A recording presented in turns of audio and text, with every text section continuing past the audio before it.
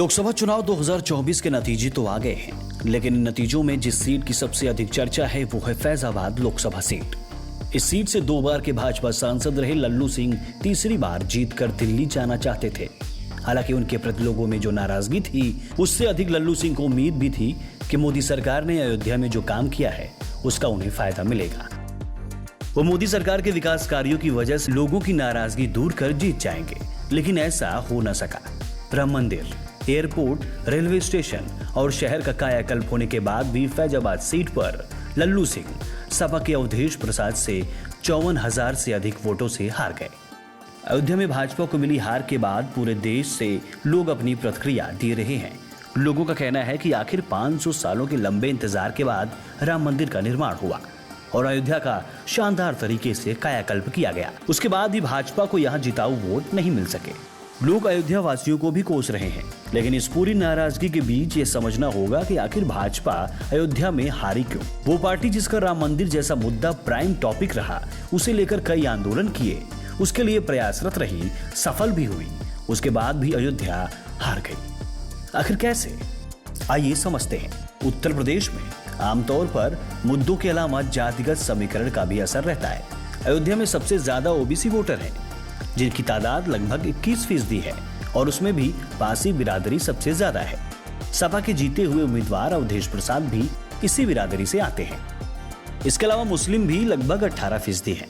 ये तीनों मिलकर 50% से ज्यादा होते हैं। इस बार ओबीसी वोटरों का एक साथ आना, इसके अलावा दलित वोटरों का इस सामान्य सीट पर दलित प्रत्याशी को जिताने का जुनून और मुस्लिम यादव वोटरों का एक साथ वोट करना बीजेपी की हार का कारण बना।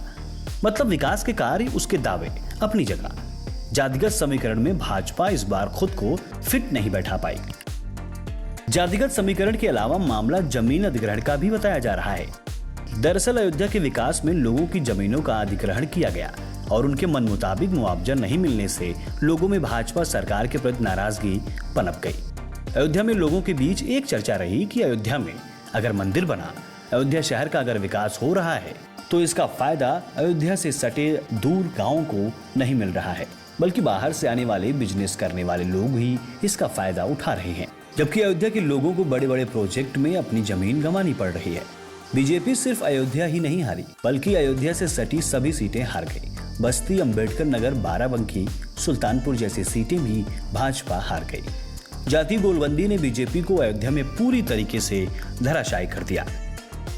इन सबसे अलग एक और वजह खुद भाजपा प्रत्याशी लल्लू सिंह का एक बयान रहा, जिसमें उन्होंने संविधान बदलने वाला बयान दिया था। इस बयान ने लल्लू सिंह को एससी और ओबीसी वोटरों में बहुत पीछे कर दिया। विपक्ष पीएम मोदी और आरएसएस की हार बता रहा है। दूसरी तरफ यूपी से बाहर लोगों को अयोध्या में हिंदुत्व की हार नजर आ रही है। साथ ही वो अयोध्या वासियों को कोसने में लगे हैं।